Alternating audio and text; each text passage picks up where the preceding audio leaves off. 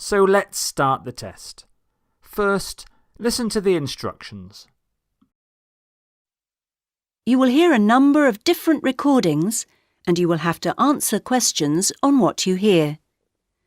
There will be time for you to read the instructions and questions, and you will have a chance to check your work. All the recordings will be played once only. The test is in 4 sections. Now turn to Section 1. Section 1. You will hear a woman ordering some goods from a mail order company by telephone. First, you have some time to look at questions 1 to 8.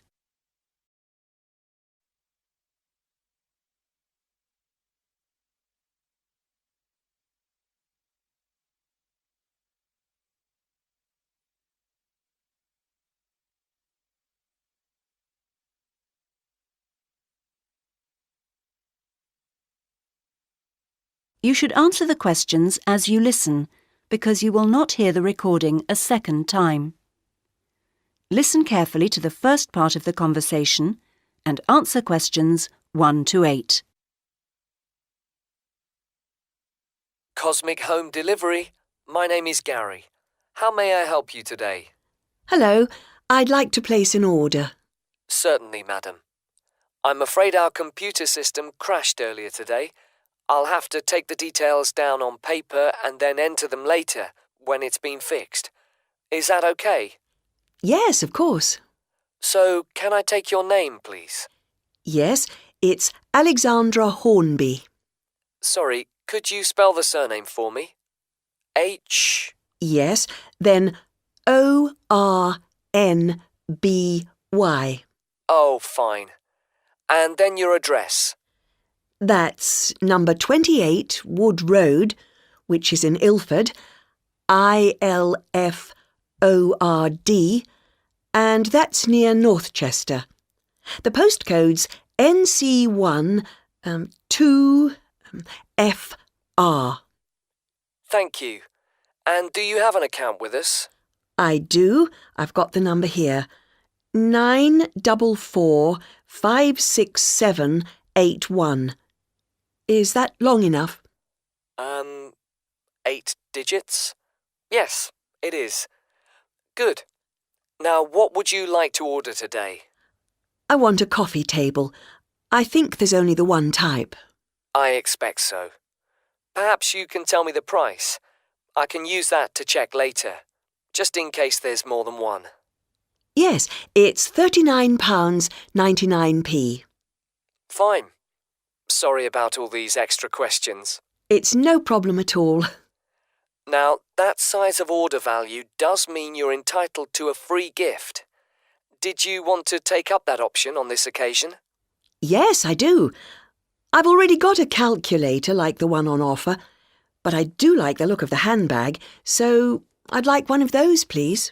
Certainly. And can I just check, as an account holder, you may have been sent a voucher. Oh, yes, for a discount. Let me see. The reference number will probably start with the letter D.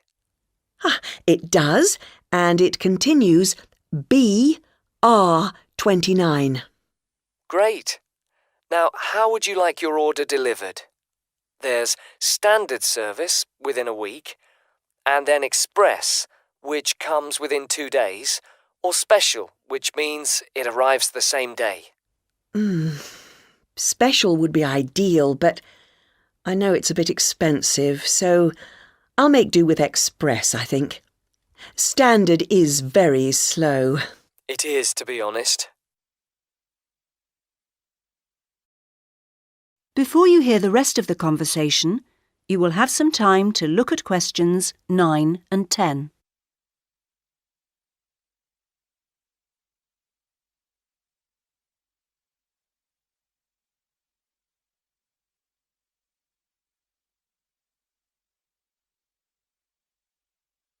Now listen and answer questions 9 and 10. Well, that's your order completed.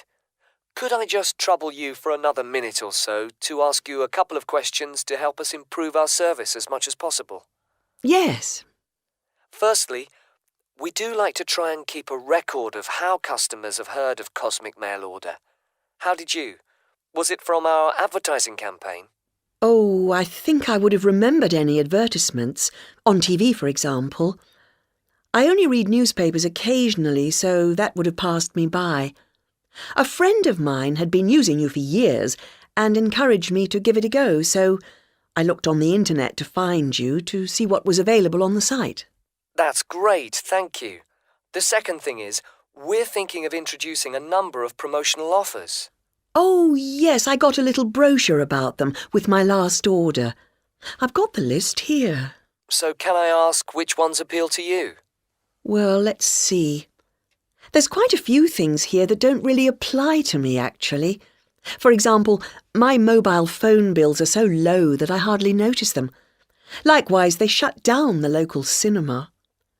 I do enjoy a meal out, though, so that discount could be of interest.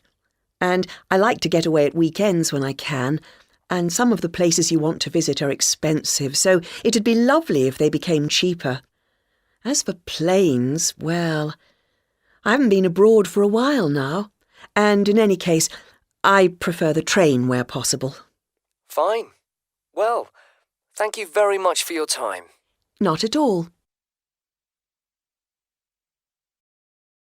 Section 2. You will hear a trainer giving a talk to a group of cyclists. First, you have some time to look at questions 11 to 15.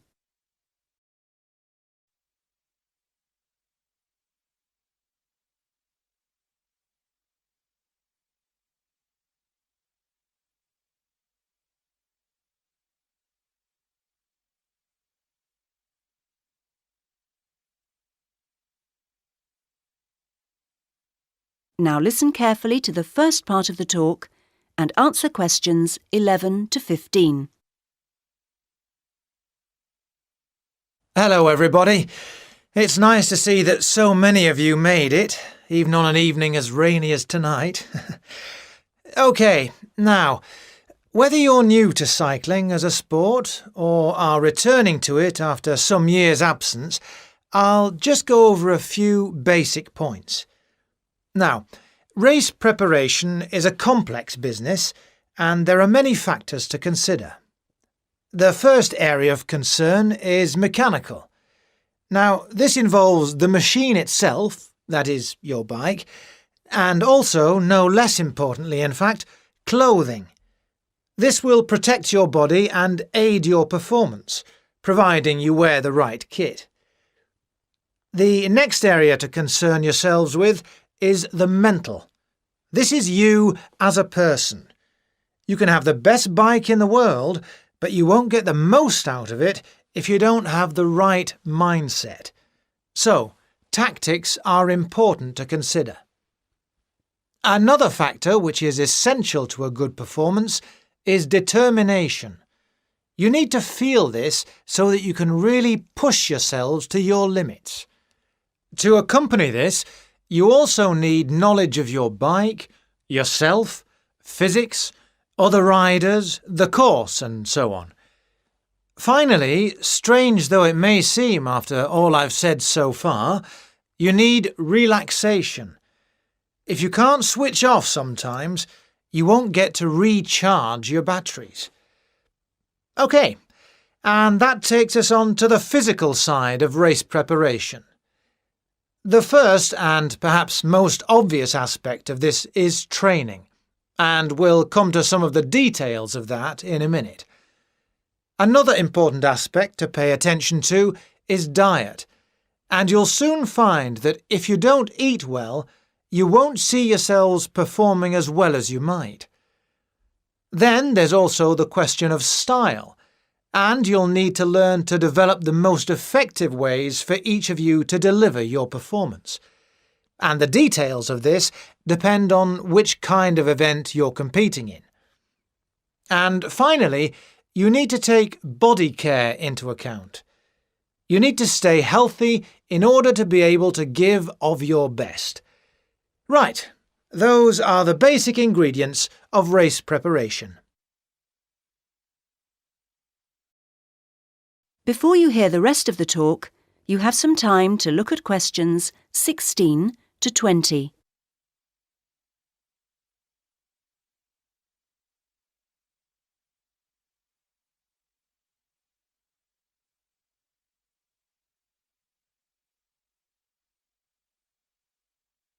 Now listen to the rest of the talk and answer questions 16 to 20. Now I'd like to turn your attention to some of the details of a good training regime and what you should and shouldn't do through the year. Let's consider various activities in turn. The first thing to think about is circuit training. This is an indoor series of gym exercises designed to work on all parts of your body. This starts as the racing season closes with the end of summer and continues right through the cold season, and stops you going off the boil when you aren't competing. It's extremely beneficial, although I would stress you do need a qualified gym instructor to tell you how to do it properly.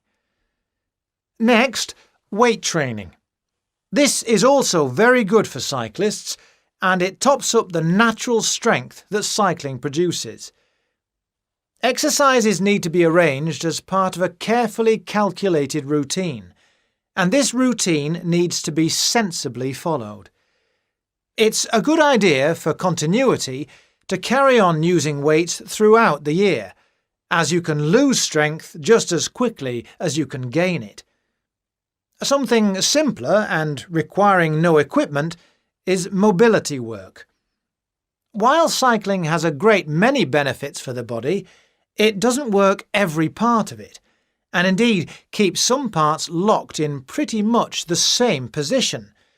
So exercises that involve twisting and turning and generally promoting flexibility are advisable before the start of each race throughout the summer season. Another important activity is pleasure riding. Perhaps this doesn't sound so important to you, but you don't race all year, and when you do race, it's pretty hard riding.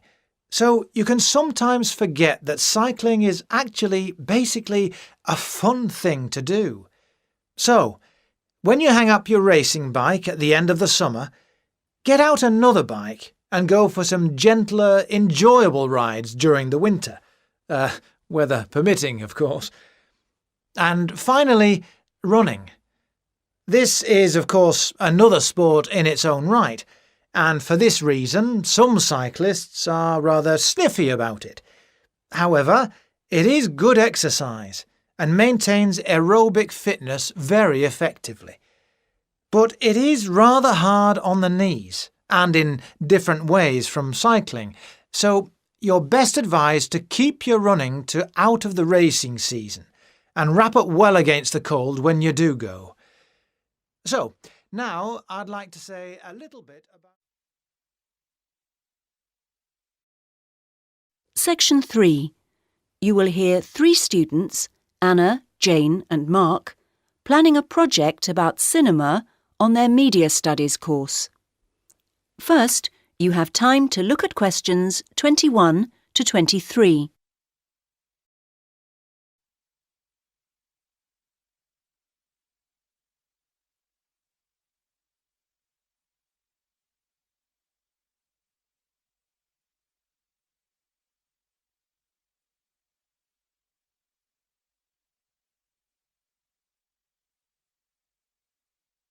Now listen to the first part of the conversation and answer questions 21 to 23. So, Jane, Mark, we need to press on with the assignment. Yes, we do, Anna. And we need to begin by going to the best sources of information. Right. Now, we're looking into how films get altered sometimes if they're not going to do very well. We need to know quite detailed things. So, ordinary magazines, leisure interest ones, may lack the detail we're after. Specialist magazines, on the other hand, will probably be helpful. I think that's true. OK, so we'll root out some of those. And what else? There ought to be stuff available online. But we'll have to be selective. Sure, not general cinema websites, you mean? I think it'd be useful to go onto studio websites. Then we'd get pretty specific information. Even if it might be a bit biased. Yes, OK. Anything else? I think we also need to think about the point of consumption, so perhaps reviews would be good to look through. OK, though we'll get most by looking at local reviews, I think. I agree. Good. Now you have time to look at questions 24 and 25.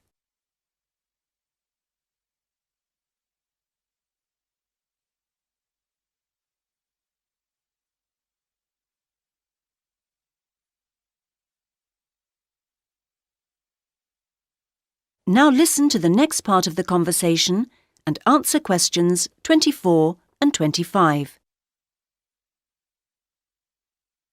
So far, so good. Now we'll gather all that together. We can take one source each, and then... I don't know. About what, Jane? I mean, OK, so we get all this stuff, probably loads of it, but do we know how to assess the usefulness of it? I know it'll all be factual and so true in that sense, but we need to know what it can really tell us. Perhaps we should cross that bridge when we come to it. Mark? Yes, though I think Jane's got a point. But the problem for me is the context we're working in. We've got the assignment instructions and, in a sense, it's all very straightforward. We know which parts are worth how many marks and so forth. But the focus seems to be heavily on the objective and quantitative side of things, whereas I would be hoping to be asked for more interpretative work. And there would have to be time to do that within the framework we've been given. Well, again, I think we should just see how we go with it. Now you have time to look at questions 26 to 30.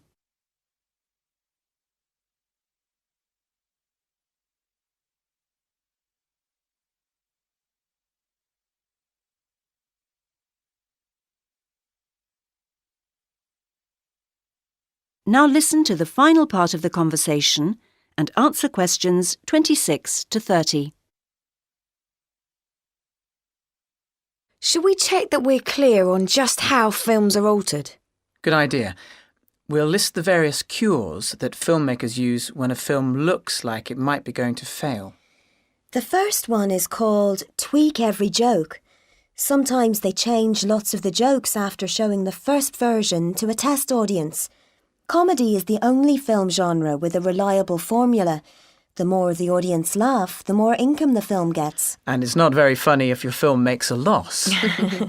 And the next one they call change the ending. Occasionally they completely change the way a film ends. It seems a bit strange maybe, but the problem is it's far from easy to know in advance what reaction you'll get from an audience. So if it turns out after all that the test audience doesn't like your ending, you've no choice but to do another one. What's the third one?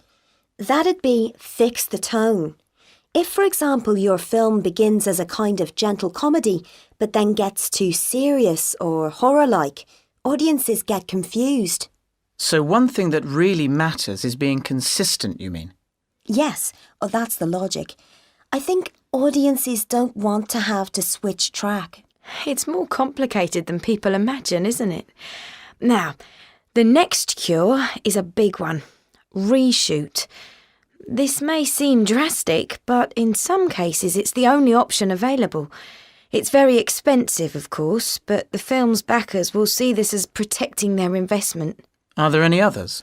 One more, and it's another big one, or at least has the potential to be a big one. It's shift the genre. And this is done when the test audience seem to only like one half of the equation, as it were. Maybe you made a musical, but they only like your comedy storyline, not the songs. So you do it all again without the songs. It could broaden the film's appeal, get a wider audience. It's weird to think how much extra work has gone into some films, isn't it? Section 4. You will hear a talk about the history of the Mediterranean Sea. First, you have time to look at questions 31 to 40.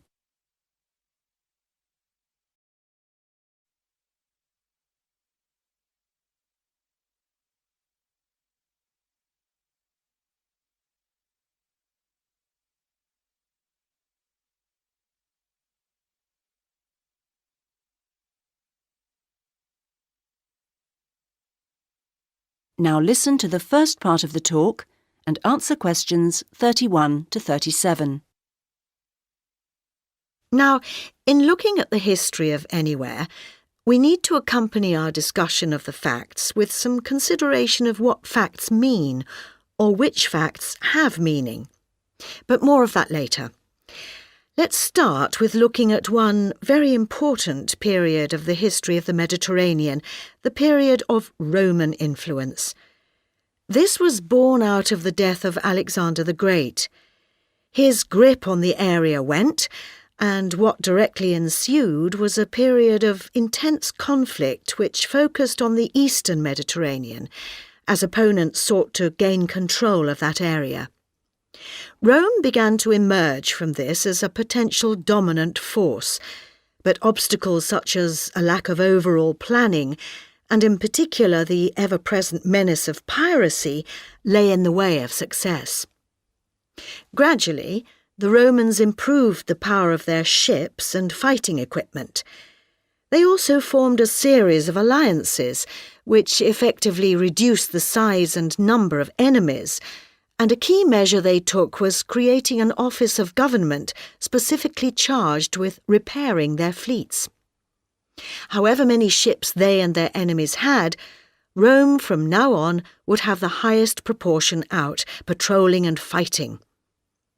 There were, of course, no engines in ships in those days, and another aspect in the battle for supremacy was speed through human effort.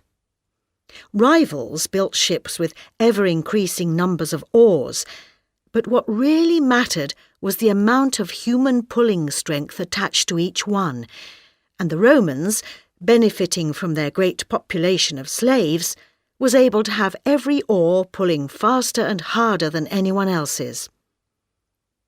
Eventually, Rome's dominance was more or less complete. Their possession of the sea became their enjoyment of the sea. Their name for the Mediterranean translates as our sea, and that's how they saw it.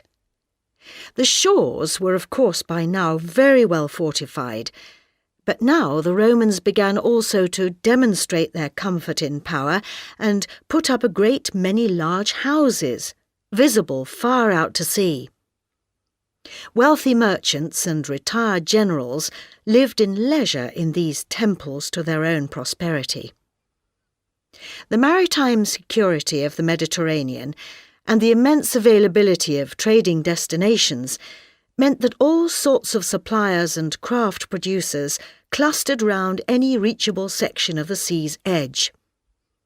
Some of these settlements were small, while others were large, producing salt fish in Italy, for example, or the fish sauce that was sent to every corner of the empire from Spain. With dominance of the seaways established, the primary purpose of ships evolved from fighting other ships to transporting goods. Economics generated a drive to carry as much as possible on each trip, and as ships were built for carrying loads such as wine or stone exclusively, these types of specialised vessels led to greater cost-effectiveness. And so things continued for many years.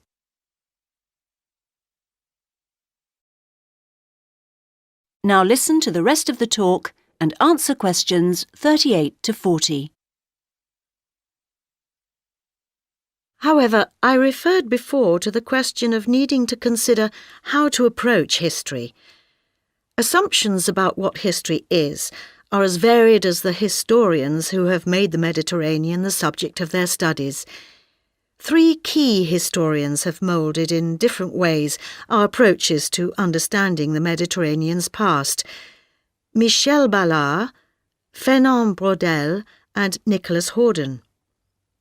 The first of these, Ballard, felt strongly that an approach based on examining countries around the Mediterranean as if they shaped its history was inadequate. More was to be learned, he argued, by treating the Mediterranean as one of a number of seas, such as the Black Sea and the Atlantic Ocean, and thus integrated into trading routes that stretched from Madeira to Krakow. Our second historian, Fernand Braudel, took a rather different, though related, tack. He argued that the ways societies operate, right down to their individual members' actions, is subject to permanent conditions, such as whether they inhabit mountain, plain or sea. Features of the coastline and adjacency to the waters of the Mediterranean are thus the focus of his approach. And then we can add a third way of looking at history, or at least the history of the Mediterranean, and that's the one propounded by Nicholas Horden. His arguments are asserted quite strongly, not least because he sees a greater consistency across time than many other historians have allowed for. There are those who take ecological events, particularly catastrophes such as the volcanic destruction of Pompeii, to be the shapers of different sections of the Mediterranean's history. Horden says these are simply incidents, and that the major trends ride on through them. For him, while there may be cultural mutations and fashions in types of consumer goods, what matters is the system of trading goods that satisfy primary needs, such as grain, oil, metals and timber. So, for us, out of this complex of views, our job is to seek a synthesis and form a sophisticated approach, not just to the Mediterranean, but to any time or region in history.